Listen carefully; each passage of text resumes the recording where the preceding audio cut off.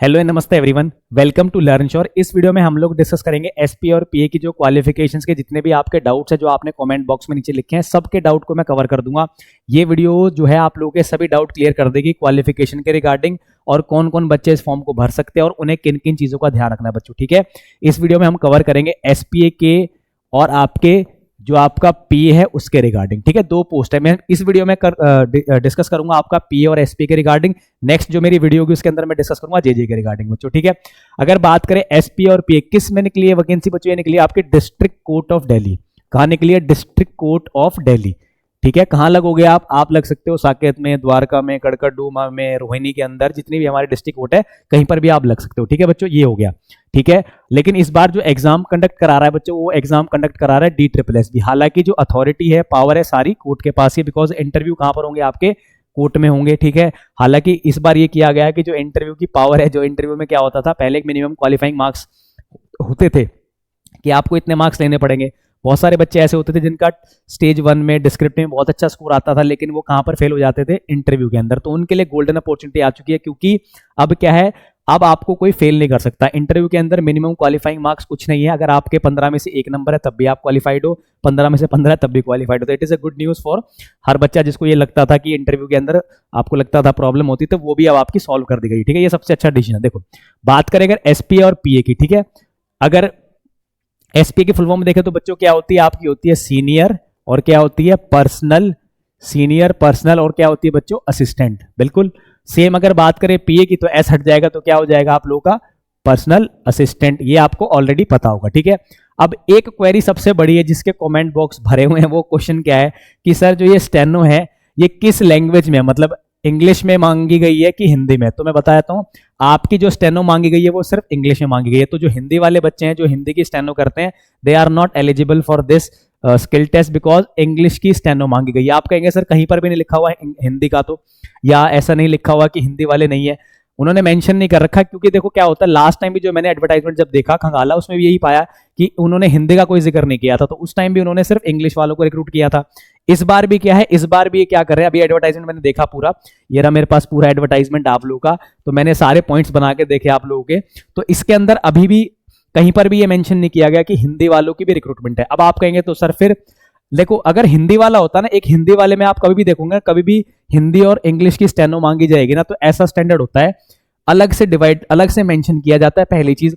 और जो speed English में मांगी जाती है ना, वही स्पीड हिंदी में नहीं मांगी जाती, उससे कम मांगी जाती है। तो इससे भी क्लियर हो सकता है कि ये हिंदी की लेनी है, सिर्फ इंग्लिश के। ठीक है बच्चों, तो सबसे बड़ा डाउट जो क्वेरी का है वो इंग्लिश में स्टेनो मांगी गई। ठीक है, अब बात करते हैं क्वालिफिकेशन की, सर कौन कौन एलिजिबल है इसके लिए क्वालिफिकेशन। ठीक है, सबसे पहले बात करते हैं, दोनों में से डिफरेंस करते हैं। तो ग्रेजुएशन चाहिए, स्किल आपका 110 की स्पीड होनी चाहिए स्टेनो की। तो ये बहुत काफी टफ होगा, लेकिन जो बच्चे तैयारी कर रहे हैं वो बिल्कुल कर पाएंगे। ठीक है, अगर इसकी बात करें तो सेम क्वालिफिकेशन है ग्रेजुएशन, बट यहां पर जो स्टेनो की स्पीड है वो 100 वर्ड पर मिनट है बच्चों। ठीक है, साथ ही आप लोगों का जो टाइपिंग टेस्ट होगा, वो कितने का है बच्चों? 40 का।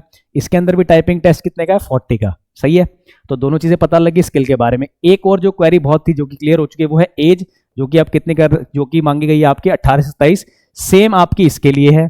ठीक है, तो सेम दोनों की जो एज है बच्चों, सेम 18 to 27 है। ठीक है, ये हो गया, हमें पता लग गया। अब क्वेरी क्या आएगी? एक ही आएगी, सर हमारे एरर कितने अलाउड है? तो बच्चों जो आपके एरर है क्वालिफिकेशन स्टेनो में, वो 4% एरर अलाउड होंगे। सेम 4% आपके अलाउड कहां पर होंगे?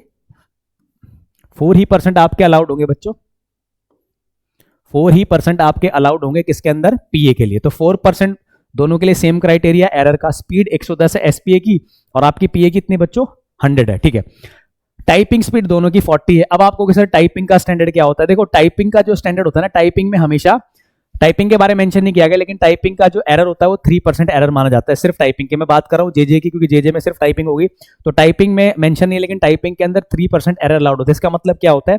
इसका मतलब ये होता है, अगर मान लो आपने 50 की स्पीड निकाली है तो 3% 15 एरर्स आर अलाउड, आपके 15 एरर्स अलाउड है। ठीक है, अब एक और चीज, फीस सबकी सेम है, और वो क्या रखी गई? 100 rupees, which is very good. ये प्रॉब्लम बहुत बच्चे फेस करते थे कोर्ट के एस्पायरेंट की, जो फीस होती थी 1000, 1200, 1500, 1800, 2000 से भी ऊपर देखिए कुछ कोर्ट में, तो फीस बहुत ज्यादा होती थी। डीएसएसबी ने इसको बहुत अच्छा सॉर्ट आउट कर दिया है। इवन वुमेन के लिए और एक्स सर्विस मैन के लिए और रिजर्व कैटेगरी वालों के लिए कोई फीस नहीं है, ये फीस सिर्फ 100 रुपीज है, जो कि हर कोई बच्चा पे कर सकता है इजिली। ठीक है, तो ये स्टैंडर्ड था बच्चों हमारा डिस्ट्रिक्ट कोर्ट का सारी चीजें मैंने कवर कर दी, जो भी आपके डाउट थे। स्टिल अगर कोई डाउट रह जाता है तो आप कमेंट बॉक्स में लिख सकते हैं, बट मैंने आपको शॉर्ट जो मेन बातें सारी बता दी स्किल टेस्ट से रिगार्डिंग, ठीक है। बाकी अगर आप देखेंगे, हाँ एक और चीज बता देता हूं, जो आपका स्टेज है स्किल टेस्ट की, स्टेज कौन सी है बच्चों? थर्ड। पहले आप, अच्छा एक चीज ये भी डाउट आती है सर क्या एक साथ होंगे? नहीं, पहले आपका स्टेज 1 होगा, इसको क्वालिफाई करेंगे तब स्टेज 2 होगा, इसको क्वालिफाई करेंगे तब जाके आपका ये स्किल टेस्ट होगा, फिर होगा आपका इंटरव्यू। पहली स्टेज में आपको पता है आपका 90 मिनट का 90 क्वेश्चन का पेपर होगा, एसपीए पीए बोथ, दोनों एग्जाम दोनों के लिए। फिर आपका डिस्क्रिप्टिव होगा, ठीक है।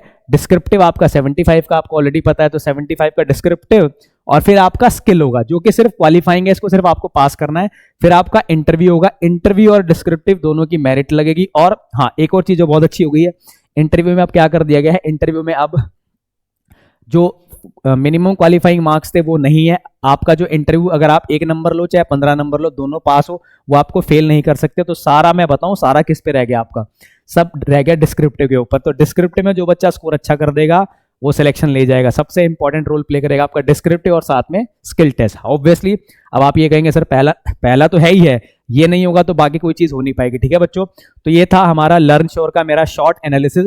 अगर आपका स्टिल कोई डाउट रह गया तो कमेंट बॉक्स में लिखें, मैं डेफिनेटली रिप्लाई करूंगा। इसके अलावा 2 चीजें ध्यान रखनी है आपको। लेटेस्ट अपडेट के लिए आप मेरा लर्न श्योर वाला जो टेलीग्राम का चैनल है उसको फॉलो कर सकते हैं, लर्न श्योर, ठीक है। लर्न श्योर लिखेंगे, फिर दिल्ली हाई कोर्ट सबकी शॉर्ट फॉर्म लिखेंगे DDC, आपको चैनल मिल जाएगा। लगभग 1700 से ज्यादा बच्चे वहां पर बेनिफिट ले रहे हैं, आप भी ले सकते हैं, ठीक है। इसके अलावा लर्न श्योर को सब्सक्राइब कर लीजिए अगर आपका कोर्ट में लगने का ड्रीम है। We will definitely help you. और सबसे ज्यादा एक्सपीरियंस और सबसे ज्यादा जो पैटर्न आपने देखा है, जो मैंने, क्योंकि मैंने पिछले बहुत टाइम से इस पे काम करे, तो डेफिनेटली आपको हेल्प करेंगे और भीड़ से बहुत ही जल्दी अलग करा देंगे, ठीक है बच्चों। Thank you so much and पढ़ते रहिए।